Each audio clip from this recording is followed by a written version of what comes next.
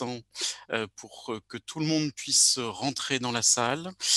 Bienvenue à toutes et à tous qui êtes connectés sur Zoom, c'est-à-dire les représentants des ligues et des licenciés individuels, mais aussi les membres du conseil exécutif de la fédération, du Haut Conseil, les directeurs techniques nationaux adjoints et les chargés de mission au sein de la Fédération française de badminton. Et bienvenue à toutes elles et tous ceux qui nous regardent aujourd'hui sur YouTube, puisque pour la première fois, vous avez fait le choix, vous en tant que représentant de ligue, eh bien, de valider la diffusion de cette assemblée générale publiquement pour que l'ensemble des licenciés et des passionnés de badminton puissent découvrir l'envers du décor, ce qu'est la fédération, quelles sont ses missions. Et on va faire aujourd'hui, évidemment, dans un contexte de crise, un bilan de ce qui s'est passé sur l'année 2020 et de se projeter ensemble sur l'avenir du badminton. Donc, nous sommes déjà plus de 119 à être présents sur cette assemblée générale en visioconférence. Quelques petites infos. La première, c'est que donc, dans le déroulement de cette assemblée générale, nous avons fait le choix de placer et de positionner tous les votes demain. Donc, vous avez reçu normalement vos identifiants à la plateforme de vote en ligne. Vous n'en aurez pas besoin aujourd'hui. Vous pouvez vous focaliser sur la présentation que vous aurez bientôt à l'écran. Autre information, la ministre déléguée au sport, Roxana Maracineanu, sera présente demain à 14 h pour l'ouverture de la deuxième session de l'Assemblée générale, suite au courrier que vous avez reçu dans le mailing de début de semaine, qui lui a été adressé et qui l'invitait à venir à notre rencontre demain, dimanche, à 14 h. Donc comme je l'ai dit précédemment, donc tous les votes seront demain. Vous avez l'habitude de débuter ces assemblées générales par l'élection du président ou de la présidente de séance. Et conformément au règlement intérieur de la fédération, l'article 1.1.5, en tant que président de la fédération, je fais le choix par commodité aujourd'hui, enfin pour ce week-end, de présider l'assemblée générale. Nous allons pouvoir nous lancer puisque le quorum est fixé par nos statuts à 1/4 des voix des représentants, ce qui fait un quorum à 173, et nous avons déjà plus de 495 voix qui sont représentées parmi vous. Donc cette assemblée générale peut se dérouler valablement, et j'ai l'immense plaisir pour la première fois de cette Olympiade de déclarer l'assemblée générale ordinaire ouverte.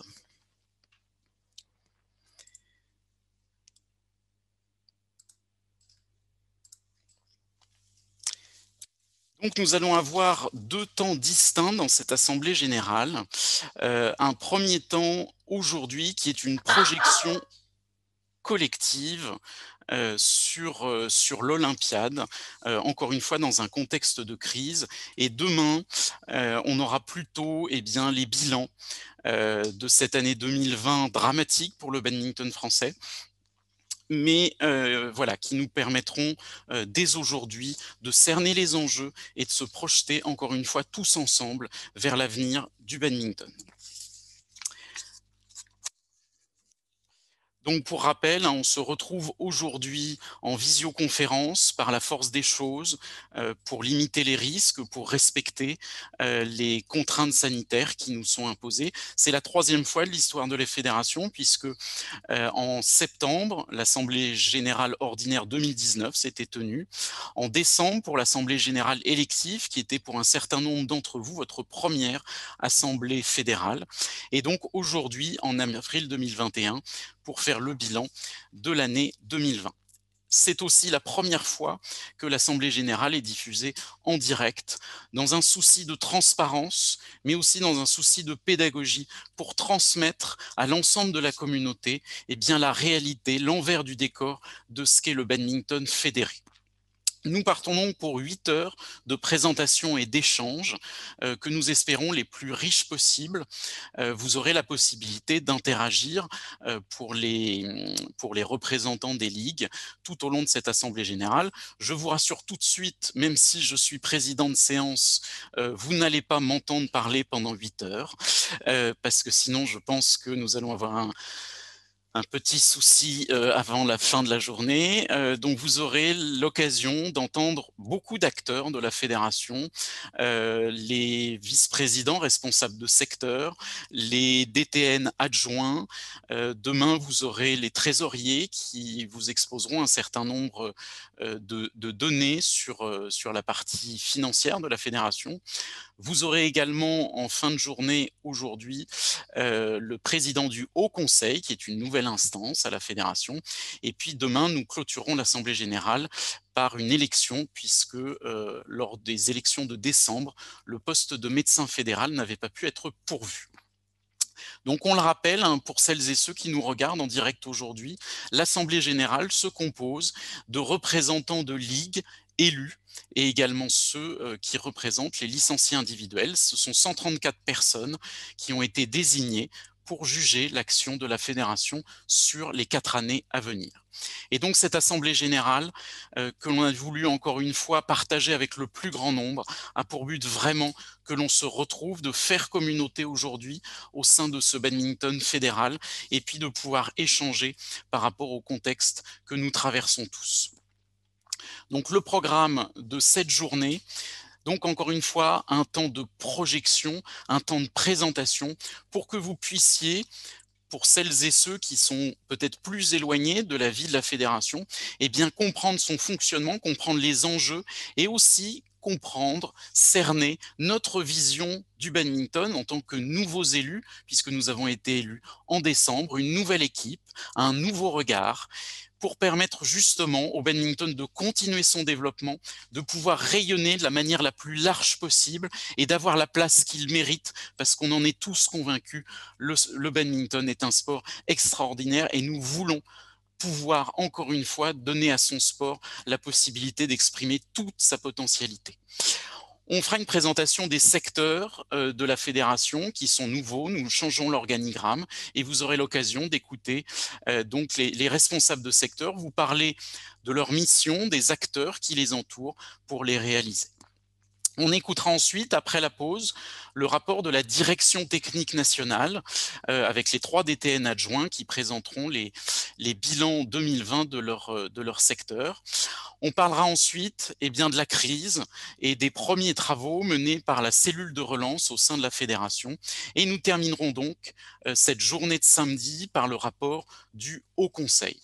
La journée de demain sera plus conventionnelle dans la vie d'une association, avec les votes, le vote du rapport moral, des différents rapports financiers, de la commissaire aux comptes. On parlera du budget prévisionnel 2021 qui a été un des premiers exercices que nous avons eu à mener au début de notre mandat. Et puis donc, on terminera par l'élection du médecin fédéral. Ce planning de demain, je vous le rappelle, va être bouleversé par la présence de la ministre déléguée au sport qui a répondu à notre appel, encore une fois, l'appel d'une communauté en détresse face à cette interdiction de jouer pour la grande majorité d'entre nous. La frustration que cela occasionne, mais surtout la rupture du lien social, puisque nos associations sont le ciment de la société française et on va l'évoquer aujourd'hui.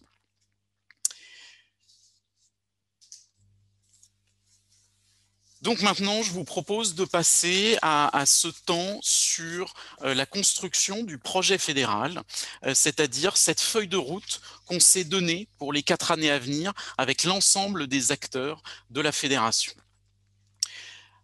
Donc, la fédération est une association, comme chacun de vos clubs, comités et ligues aujourd'hui. On a fêté les 40 ans il y a 2 ans. Et donc, dans ces statuts, les missions, le rôle de la fédération, de la FFBAD, c'est avant tout évidemment de fédérer tous les territoires, toutes les associations qui partagent cette volonté de développer la pratique du badminton et d'autres disciplines. Mais c'est aussi organiser les pratiques de compétition, organiser la vie des clubs, pouvoir aussi former les acteurs, et les acteurs sont nombreux. Et puis ensuite, évidemment, défendre la cause du badminton, qui est notre intérêt à tous. C'est défendre ce sport auprès des décideurs publics et privés. Dans la presse, c'est le sens de toute notre action depuis 4 mois, d'aller promouvoir le badminton, ses bienfaits, ses qualités, à travers un certain nombre d'interviews dans la presse écrite, mais aussi sur des plateaux ou à la radio, et puis auprès effectivement de nos partenaires qui sont nombreux et qui regardent aujourd'hui un badminton qui est à l'arrêt sur les terrains, mais qui continue de vivre, et vous en êtes l'exemple, puisque sur vos territoires, vous continuez d'agir en tant que bénévole malgré l'arrêt de la pratique. Mais d'un autre côté, on veut aller plus loin que ces 4 actions préconisées dans les statuts. Notre première volonté, c'est de pouvoir faire rêver à travers le badminton. C'est que ce sport magnifique, qui est un spectacle, qui est un levier de développement personnel, eh bien, il puisse, pour toutes les générations qui se succèdent sur les terrains, eh bien, de pouvoir rêver, de pouvoir se projeter dans ce sport, que ce soit sur les terrains ou en dehors, pour faire vivre les associations. C'est inspirer, c'est transmettre notre vision de ce que peut être le badminton idéal, et vous inciter, vous, à être aussi créatif que vous le pouvez sur les différents territoires. C'est transformer aussi notre modèle associatif qui date, nos associations sont en lien avec la loi de 1901. L'organisation actuelle du sport date de 1960. Elle a commencé à être révisée depuis le début de mandat du gouvernement actuel. Et puis, c'est anticiper les mutations de la société pour vous préparer, vous, les clubs, les comités, les ligues, les territoires, à affronter la décennie qui vient, qui commence de la pire des manières, à l'arrêt. Et donc, on va se projeter aujourd'hui, collectivement, vers les 10 années qui viennent. Ce qui a été ajouté dans la réforme des statuts, la réforme de la gouvernance qui a été menée par l'équipe précédente en septembre 2020, ça a été d'ajouter dans les statuts la prise en compte des enjeux sociaux et environnementaux, puisqu'évidemment, le badminton en particulier et le sport en général sont une composante de la société et sont donc tributaires de tous ces grands enjeux. Et il était important de pouvoir l'inscrire dans les statuts de la fédération pour pouvoir en tenir compte dans la construction de notre politique fédérale. Et aujourd'hui, le message qu'on veut vraiment vous faire passer, c'est que la force d'appartenir à la famille du badminton fédéral, c'est cet esprit de solidarité et de pouvoir tous contribuer, encore une fois, au devenir de notre sport. Et donc l'enjeu, aujourd'hui, il est clair, on le voit dans les interactions qu'on peut avoir avec les licenciés directement, dans nos clubs ou sur les réseaux sociaux, c'est d'arriver à diffuser l'utilité de la structure fédérale auprès de l'ensemble des licenciés, que tout le monde comprenne pourquoi on a cette licence, pourquoi on a l'affiliation et à quoi sert finalement la fédération. Et c'est tout l'enjeu de ce mandat pour qu'on arrive ensemble à faire communauté au sein de la FFBAD. Une étude qui a été menée par le mouvement associatif, donc de manière plus générale, pas que le sport, sur les têtes de réseau associatifs. Qu'est-ce qu'une tête de réseau associatif? C'est une association dont les membres sont aussi des associations. Et c'est le cas de la fédération, puisque les membres de la fédération, ce sont les clubs affiliés.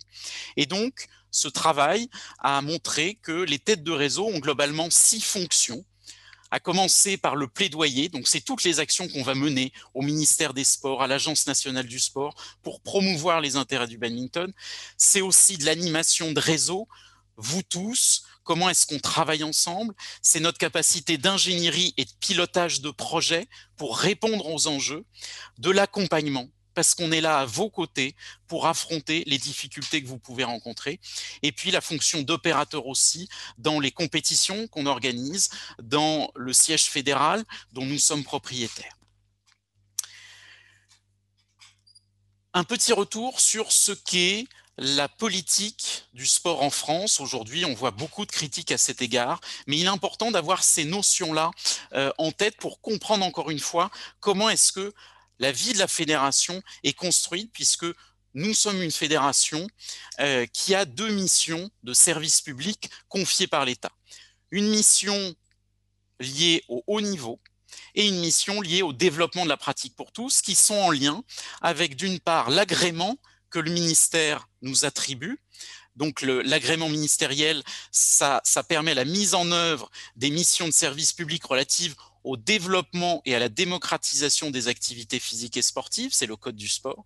Et puis d'un autre côté, eh bien, une délégation qui est faite pour organiser les compétitions, procéder aux sélections, mettre en place un projet de performance fédérale pour l'excellence sportive, et puis enfin la gestion des listes de sportifs de haut niveau, d'entraîneurs, d'officiels techniques, etc. En lien avec justement ces délégations et ces agréments qui nous sont attribués par le ministère des Sports, nous avons un contrat de performance que nous signons chaque année et un contrat de développement que l'on signe pour l'Olympiade. Lié à ça, donc, le contrat de performance et la délégation nous imposent d'avoir un PPF, c'est peut-être un sigle que vous avez déjà entendu et on aime avoir beaucoup de sigles dans le badminton. On travaille d'ailleurs sur un petit lexique pour que vous puissiez tous vous y retrouver. Donc ce PPF, ce projet de performance fédérale, a vocation à structurer l'accession au haut niveau et à la haute performance. Et ce qu'on va vous présenter aujourd'hui, c'est quelque chose de novateur, d'unique dans toutes les fédérations sportives en France. Nous allons être les premiers à vous présenter un projet de performance sociale pour justement que les deux jambes sur lesquelles la Fédération française de badminton avance, la partie vie sportive et la partie enjeux sociétaux, eh bien, on puisse avancer avec deux jambes qui ont la même taille, la même ambition et la même structuration. Et donc, Sylvain Benaïn, vice-président exécutif du secteur badminton et société, vous présentera ce projet de performance sociale au cours de cet après-midi. Toujours dans cette vision du sport bicéphale en France, avec le haut niveau et le développement des pratiques, ce sont les objectifs que l'État français s'est fixé dans la perspective de 2024. Nous avons un enjeu majeur, les Jeux olympiques et paralympiques qui se dérouleront en France dans 3 ans. Et donc, dans ce cadre-là, les objectifs fixés à la ministre déléguée au sport, c'est d'avoir 80 médailles, soit le double de notre moyenne habituelle, mais aussi d'avoir 3 millions de sportifs réguliers en plus. Bien évidemment, on aurait aimé que le discours officiel soit 3 millions de licenciés en plus, mais on aura l'occasion de revenir sur cette différenciation entre le pratiquant d'activité physique et puis celui qui a une volonté de s'inscrire dans une pratique encadrée avec une ambition. Et là aussi, donc, on retrouve ces deux piliers, la performance sportive et la performance sociale, qui s'intéressent d'un côté à la pratique en elle-même et comme finalité, et d'un autre côté, les bienfaits de la pratique. En France, nous avons un certain nombre d'organismes, certains diraient trop, qu'ils se marchent dessus, mais c'est important de les rappeler. Et là aussi, vous voyez qu'il y a un comité national olympique et sportif français. Le olympique, c'est pour la partie haut niveau, le sportif, c'est pour le développement de la pratique. Il y a des pays où les deux sont séparés. En France, c'est le même pour la pratique valide, le CNOSF, mais aussi pour les publics para avec le CPSF. Et nous avons donc le ministère des Sports et l'Agence nationale du sport qui a été créée il y a maintenant 2 ans. Et donc la fédération dans tout ça, quelle est sa structuration? Il y a énormément d'organes que vous retrouvez ici. Donc le conseil exécutif, c'est-à-dire où se situe la prise de décision au sein de la fédération, ce sont les 22 personnes que vous avez élues en décembre dernier. Ce conseil exécutif est contrôlé par des instances, le Haut Conseil, qui vient d'être mis en place. Vous avez peut-être suivi le tirage au sort des membres début mars. Et puis, la partie éthique et déontologie qui nous est imposée par la loi. Il y a une charte éthique et déontologique que vous pouvez retrouver sur le site et une commission qui est là justement pour vérifier que ces bonnes pratiques sont bien vérifiées. À l'intérieur de la fédération, il y a 3 publics. Donc, dans vos associations, en général, il y a soit un public, les bénévoles, soit 2 publics, bénévoles et professionnels. À la fédération, les professionnels se décomposent en 2 parties, les salariés de droit privé, qui sont au nombre de 28, et puis des cadres d'État que justement le ministère des Sports met à la disposition de la fédération pour réaliser ses missions de service public. Ils sont aujourd'hui au nombre de 24. Nous avons les ligues et les comités qui sont nos déclinaisons territoriales et en particulier un CPL, le Conseil des présidents de ligue, qui est là pour interagir, pour être force de proposition. Et nous avons les commissions et les groupes de travail, donc les commissions qui sont fixées pour toute l'Olympiade et les groupes de travail qui sont fixés pour une durée plus courte sur une feuille de route bien précise. Et tout ça, toute cette structure-là, couplée à l'environnement du sport en France, les ministères, l'ANS, le comité olympique, le comité d'organisation de Paris 2024, les organismes qui représentent les collectivités territoriales, en particulier les conférences régionales du sport dont vous avez peut-être entendu parler, et je remercie les bénévoles du badminton qui se sont déjà mobilisés dans ces CRS. Et tout ça est au service d'une seule chose, les clubs, puisqu'on le redit, et vous l'entendrez plusieurs fois au cours de cette Assemblée générale, la raison d'être de la fédération, c'est de servir ces clubs et de promouvoir la pratique du badminton. Et évidemment, tout ça, ça s'inscrit dans un paysage mouvant avec des réformes, la création de l'Agence nationale du sport en 2019, l'arrivée de la crise en 2020 qui bouleverse le sport, beaucoup de renouvellement dans les présidents de fédération. J'en suis aujourd'hui le Benjamin à 36 ans, mais il y a eu plus de 50% de renouvellement des présidents de fédération. Et donc tout ça, évidemment, ça perturbe le fonctionnement de notre communauté. En 2021, il y a des textes de loi qui sont arrivés. La loi sur les valeurs de la République qui va nous rajouter encore un contrat d'engagement républicain. Et puis, la proposition de loi sur la démocratisation du sport qui va toucher à la gouvernance de notre fédération, encore une fois, en particulier sur des questions de mixité à la fédération, mais aussi dans les ligues régionales. Et puis, le 29 juin 2021, il y aura l'élection à la présidence du comité olympique. Un petit mot sur les commissions.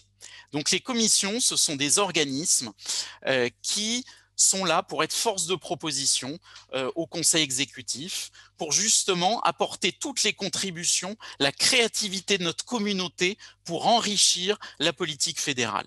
On a lancé l'appel à candidature fin janvier et vous avez été nombreux à candidater sur les 18 commissions que nous proposions, avec un renouvellement important puisque 59% des membres des commissions pour l'Olympiade 2021-2024 ne l'étaient pas sur l'Olympiade précédente. Donc on voit qu'on va avoir des nouveaux regards, des nouvelles idées qui vont arriver avec une moyenne d'âge de 44 ans. Voilà, on a fait baisser beaucoup de statistiques à ce sujet-là. Encore une fois, pas dans un souci de dégagisme ou de jeunisme, mais pour pouvoir s'appuyer sur toute la richesse de notre communauté que vous êtes, vous, représentants des ligues connectés sur Zoom, et puis toute la communauté qui nous regarde aujourd'hui sur YouTube, et on vous en remercie.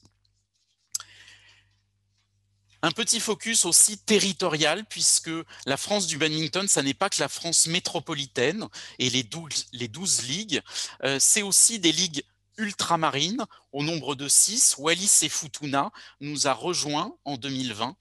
Et donc aujourd'hui, vous représentez 1940 clubs, c'est en baisse, 131 000 licenciés, et là aussi, c'est en très forte baisse. On va y revenir tout de suite. Mais voilà, encore une fois, que la fédération est certes à Saint-Ouen, dans le 93, mais sa mission, c'est de servir l'ensemble du territoire. Et nous saluons les représentants des territoires ultramarins qui sont présents aujourd'hui. Une diapo qui est importante pour replacer le contexte. Concrètement, la comptabilité de la majorité des clubs aujourd'hui sont sur la saison sportive, c'est-à-dire du 1er septembre au 31 août de l'année qui suit. La fédération, elle, est en année civile et les trésoriers, Jules et Audrey, qui sont présents, vous parleront demain justement de la comptabilité de la fédération qui va du 1er janvier au 31 décembre. Pourquoi est-ce que c'est important de fixer ça? C'est pour faire un petit retour sur ce qu'a été eh bien, l'année 2020, l'année 2021 et la projection vers l'avenir, puisque nous avons eu une petite baisse de licenciés en 2019, mais surtout au 1er septembre 2020, cette baisse de 30% des licenciés à la fédération. On est passé de 190 000 à 130 000. Et toute la question, c'est évidemment de se projeter et de savoir eh bien, quel sera l'atterrissage sur la saison 2021-2022. Vous verrez demain, et vous avez reçu une annexe financière qui parle des hypothèses sur lesquelles ont été basés le budget prévisionnel, sur un maintien autour de 130 000 licenciés. Mais évidemment, vous avez exprimé vos craintes dans le diagnostic territorial que Pascal Couvineau, vice-président en charge des territoires, évoquera tout à l'heure. Eh bien, ça pourrait être pire selon vous, parce que les gens qui se sont licenciés en septembre dernier et qui, pour certains, n'ont pu faire que quelques séances dans l'année, sont dégoûtés, sont frustrés et évidemment, on les comprend. On est joueurs nous-mêmes, on est dirigeants de club nous-mêmes et on ne peut pas être insensible à cette détresse, encore une fois parce que le badminton joue un rôle dans vos vies, tout au long de vos vies, dans votre quotidien, et qu'aujourd'hui c'est un manque, ça a des conséquences majeures sur la sédentarité des populations. Mais face à ça, en sachant que le modèle économique de la fédération repose sur le produit des licences, eh bien vous imaginez bien que ces 30% en moins ont eu un impact majeur. D'autant que si on regarde maintenant la courbe de l'activité du badminton, donc ça c'est ce que vous ressentez sur les terrains, et on a vu le choc, ce mur en avril, en mars 2020, où ça a été l'arrêt de toutes les pratiques du badminton pendant 2 mois et demi. Et puis petit à petit, il y a eu une reprise pendant l'été jusqu'en septembre. Et puis fin septembre, il y a eu certains territoires qui ont commencé à arrêter la pratique des adultes. Et puis après, fin octobre, c'est tout le monde qui a arrêté, en dehors de certains publics qui, cette fois-ci, ont été épargnés. Le haut niveau, ceux qui sont en formation, par exemple. Et puis, il y a eu épisodiquement des éclaircies le 15 décembre, quand les jeunes ont pu reprendre, et puis un nouvel arrêt. Et aujourd'hui, concrètement, eh bien, on se retrouve avec une pratique du badminton extrêmement restreinte. Et vous voyez les pointillés, on ne sait pas où on va. On n'a pas de visibilité dans les courriers que la fédération vous a adressés, et la ministre reviendra dessus demain. On se projette sur un 15 mai pour une reprise a priori des mineurs, et puis progressivement d'avoir une reprise de tous les publics, et on l'espère le plus vite possible que tout le monde puisse de nouveau s'épanouir dans le badminton. Mais ça, c'est la partie émergée de l'iceberg, c'est ce que vous voyez sur le terrain. Maintenant, il y a une autre réalité qui est la courbe d'activité de la fédération. Parce que ce n'est pas parce que le badminton s'est arrêté dans les gymnases, que la fédération, elle, a arrêté de fonctionner. Et on voit bien que, comme tout le monde, on a eu un coup d'arrêt en mars 2020, sauf que depuis, l'activité fédérale, elle est autour de 80%. Il y a très peu de salariés qui sont en activité partielle, et la grande majorité sur la communication, sur le développement, sur la formation, eh bien tout cela travaille au quotidien, encore une fois, pour vous servir. Et vous voyez bien que dans la partie ici, eh bien c'est là où c'est dramatique pour la fédération, parce que l'activité est importante avec une chute de ressources qui est beaucoup plus grande. Mais le pire arrive après, parce que ici, si on reprend, et on le souhaite tous, sur 2021-2022, une activité normale sur le terrain, par contre en face, eh bien on n'aura plus les ressources suffisantes à la fédération pour pouvoir supporter cette activité-là, d'où l'alerte maximale sur notre communauté, non pas aujourd'hui, mais sur la saison prochaine. Et encore une fois, les trésoriers reviendront dessus demain. Alors ne cherchez pas à lire cette diapo, parce que bien évidemment, elle est illisible, mais c'est fait exprès. C'est le planning d'activité des services de la fédération, pour vous montrer que eh bien, la fédération, elle vit à longueur de temps, avec des plannings de charges parfois très importants sur certaines périodes. Vous voyez que typiquement, sur mars-avril, c'est extrêmement chargé. ça se calme un petit peu au mois d'août et après on enchaîne sur une fin d'année très dense. Et vous voyez que, évidemment, quand on pense fédération, beaucoup de gens pensent en premier lieu à la compétition. Sauf que ça, c'est ce qui est visible. Et ce que nous allons nous atteler à vous transmettre pendant ces 4 années, eh bien, c'est la réalité de ce qu'on vit, nous, en tant qu'élus, mais aussi tous les salariés qui nous entourent aujourd'hui, eh bien, ce qu'ils vivent au quotidien à la fédération. Quelques données. Par exemple, sachez que 300 000 € chaque année sont consacrés au soutien de l'emploi dans les clubs et dans les comités financés par la fédération. C'est un soutien aux infrastructures dans lesquelles vous jouez au quotidien. C'est du conseil sur la construction, mais c'est aussi du soutien pour aller chercher des enveloppes auprès de l'Agence nationale du sport. C'est la gestion des crédits que l'ANS nous alloue. Vous avez peut-être vu la campagne de communication lancée le 9 avril, puisque voilà, c'est 1 400 000 € à répartir entre les territoires. Et bien, il y a toute une ingénierie derrière pour flécher cet argent, pour analyser les dossiers et pour pouvoir faire rentrer les demandes dans cette enveloppe. C'est aussi de la formation de dirigeants, d'athlètes de haut niveau, d'officiels techniques, d'encadrants, tous ceux auprès de qui vous êtes au contact dans vos clubs et encore une fois, pas toujours dans une perspective de compétition. Il y a du conseil juridique, il y a tout l'événementiel, il y a toute la communication qui est en train d'être repensée, etc. Donc il y a toute cette activité qu'on voudrait vraiment que l'ensemble des licenciés aient à l'esprit pour comprendre comment chaque euro de la licence n'est pas dépensé, mais investi à leur service. Et évidemment, la fédération est là pour servir le club. Mais il faut qu'on soit là aussi pour vous permettre d'anticiper les mutations, pour vous permettre de vous projeter, d'avoir des outils pour affronter la réalité que vous avez sur le terrain.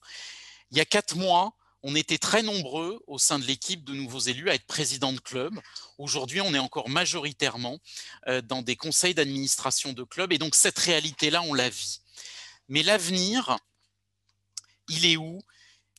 C'est une vision qu'on vous partage, c'est une conviction que la décennie qui vient sera celle où le club ne sera plus à la marge, où le sport ne sera plus en périphérie du débat politique, mais sera au centre, parce qu'il aura su se connecter aux problématiques de la société française, aux réalités du territoire et aux aspirations, non pas des consommateurs, mais des citoyens.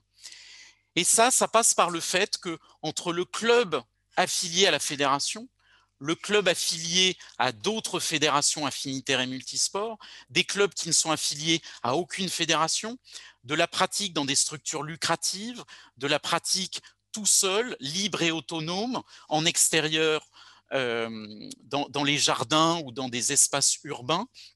Eh bien, l'idée, c'est que vous ayez pleinement conscience des plus-values de notre badminton fédéré par rapport à d'autres.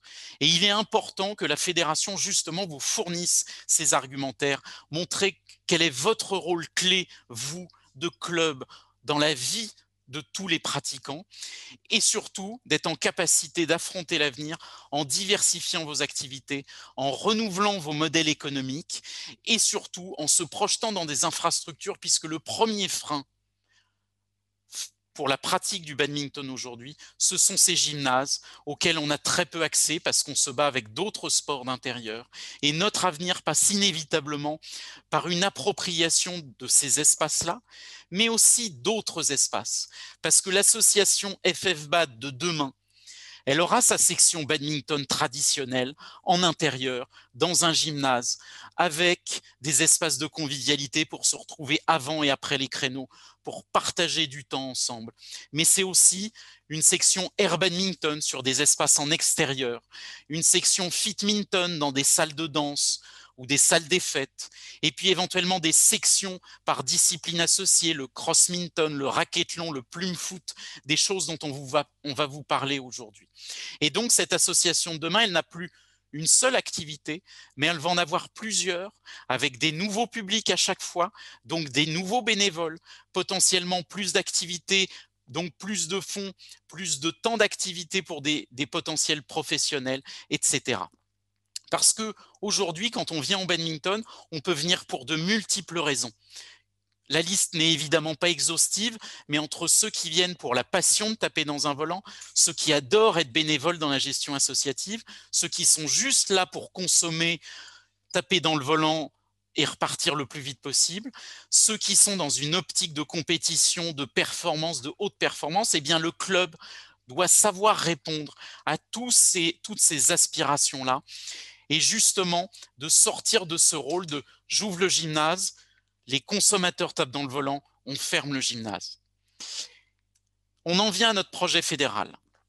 Ce projet fédéral, il se base encore une fois sur la raison d'être de la fédération, le développement des clubs et la promotion de notre sport, en s'appuyant sur les deux piliers qui ont été évoqués plusieurs fois de la performance sportive et de la performance sociale, à travers une conviction forte, on le redira à la ministre demain, on croit au service public du sport parce que ça sert votre quotidien, ça sert votre épanouissement, ça sert vos vies. Mais pour ça, il faut que collectivement, on se pose un certain nombre de questions. Quelle est la place du badminton en France? Aujourd'hui, c'est relativement confidentiel, mais on a tellement de potentiel à travers ce sport qu'on a envie d'avoir une place plus importante. Quel est le rôle du club dans le territoire? Est-ce que ça n'est qu'un acteur sportif ou est-ce qu'il est au centre du jeu de pouvoir parler avec les acteurs éducatifs, économiques, sociaux, caritatifs, etc. Et puis, quelle est la place de ces associations dans votre vie, vous qui aimez le badminton? Et plus généralement, c'est dans quelle société on a envie de vivre? Est-ce que c'est une société où tout s'achète ou c'est une société où il y a encore du vivre ensemble et où l'association, c'est le meilleur levier, peut-être le dernier, pour vivre cette expérience du vivre ensemble et de l'esprit collectif?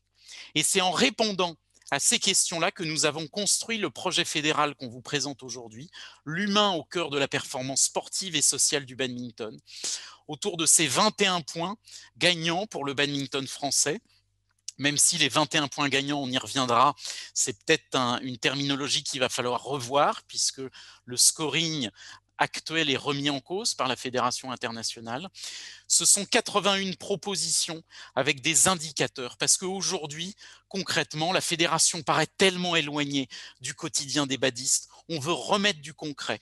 Et donc, ce projet fédéral, il sera partagé sur le site. Vous y aurez tous accès. Vous aurez accès aux indicateurs. Vous aurez accès aux jalons. De sorte que dans 4 ans, vous serez en capacité vous-même de vous dire oui, cette équipe a réussi la transition dans cette Olympiade ou non, elle a échoué partiellement, totalement. C'est aussi un moyen pour nous, dans une perspective de transparence, mais aussi d'appropriation, de fédération, et bien que vous puissiez être au plus proche de ce projet fédéral et d'en comprendre les enjeux, avec cet équilibre entre pratique et bienfait de la pratique, entre le projet de performance fédérale et le projet de performance sociale, avec des choses qui nous tiennent à cœur autour du décloisonnement. Aujourd'hui, en fonctionnant silo, entre fédération, ligue, comité, entre les différents secteurs, eh bien, il faut mettre du lien, il faut mettre de la transversalité pour améliorer notre efficacité, notre efficience. Et puis, évidemment, c'est survivre. Aujourd'hui, c'est le maître mot. On est les 2 genoux à terre et pourtant, on tient encore. On tient encore parce qu'on a la passion du bénévolat. Et je tiens aujourd'hui, au nom de tous les acteurs de la fédération, de vous remercier parce que le bénévolat, ça reste un pilier de notre société. Et donc, merci pour tout ce que vous faites au service des licenciés qui nous regardent aujourd'hui sur YouTube. Et puis, il y a la question du modèle économique. Oui, l'association, elle a bien fonctionné comme ça, en s'appuyant sur les cotisations, sur quelques partenaires locaux, sur le produit du tournoi du club.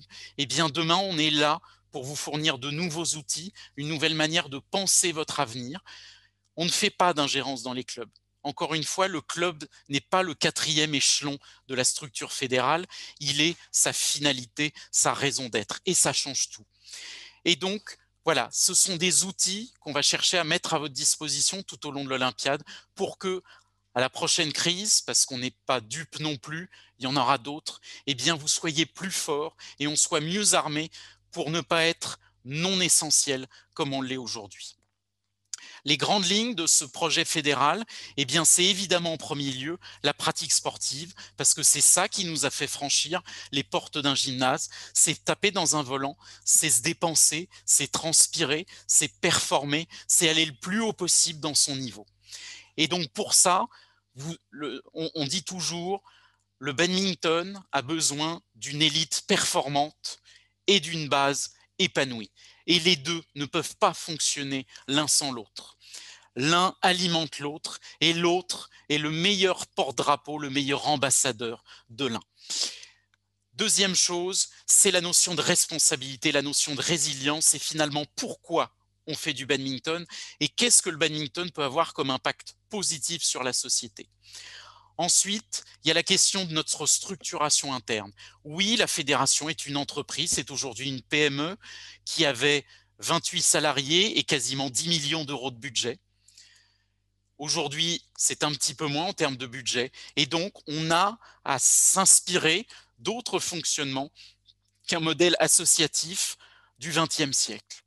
C'est aussi la question de la communauté, le sentiment d'appartenance. Oui, aujourd'hui, nous faisons tous partie de la même famille du badminton fédéral et pourtant, sur les réseaux sociaux, on a été plusieurs à essayer de contre-argumenter face à ceux qui ne comprennent pas quel est le sens de la licence et qui ne comprennent pas pourquoi on a besoin de s'affilier à la fédération, ce que l'on peut vivre grâce à la fédération.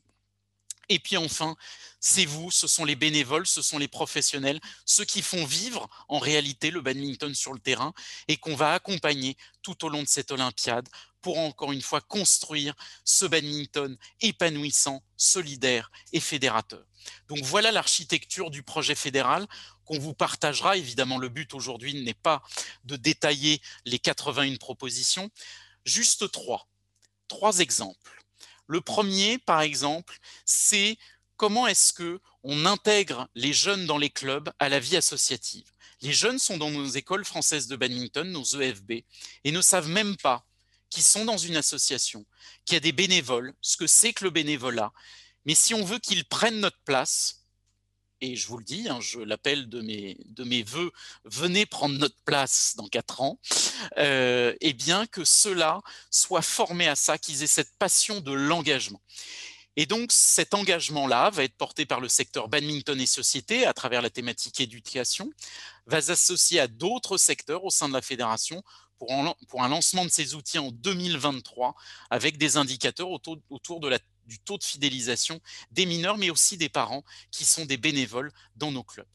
Autre exemple, la Convention citoyenne pour rapprocher les licenciés de la fédération et bien de s'appuyer sur vous, les licenciés, et qu'on puisse bien bénéficier de regards différents, peut-être extérieurs au réseau traditionnel de l'engagement bénévole, et de pouvoir s'inspirer encore une fois de la société, de ce qui s'est fait sur la Convention citoyenne pour le climat. Mais évidemment, il va falloir de la formation, il va falloir modifier nos statuts pour arriver à ce que ces personnes-là, du jour au lendemain, puissent s'approprier l'immense écosystème de la fédération et puissent nous accompagner dans la prise de décision. Dernier exemple, les premiers pas des bénévoles qui s'engagent. Aujourd'hui, le club va mal, on va s'engager pour sauver le club et on se retrouve face à beaucoup de responsabilités, face à un écosystème fédéral nébuleux.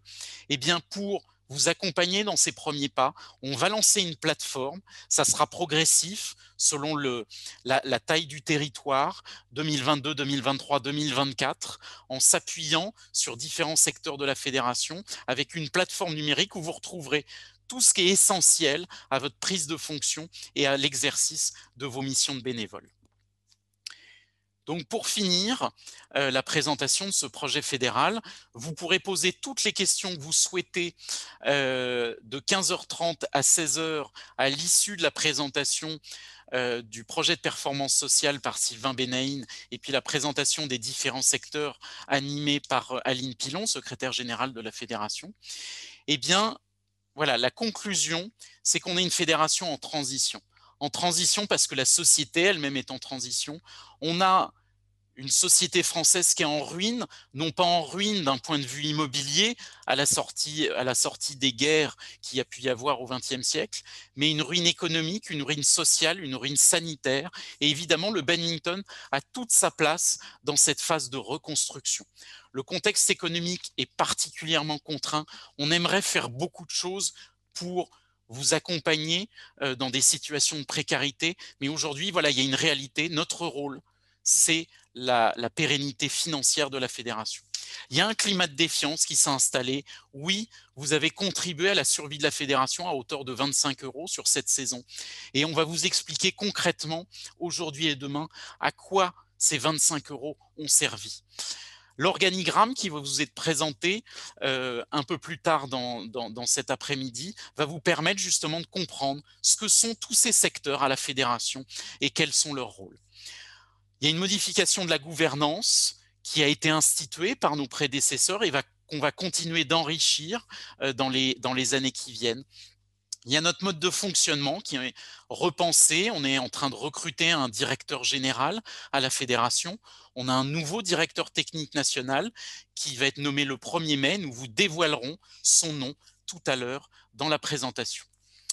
Et puis ensuite, eh bien, il y a la partie impact sociétal sur lequel Sylvain va revenir dans quelques instants, qui va nous permettre là aussi d'avancer ensemble, de pérenniser l'avenir des clubs et de développer l'expertise et le bien-être de tous ces bénévoles et tous ces professionnels qui agissent dans vos clubs. Je vous remercie de votre attention sur cette partie qui a été un petit peu longue et je vais maintenant passer la parole à Sylvain Benaïn, vice-président exécutif en charge de badminton et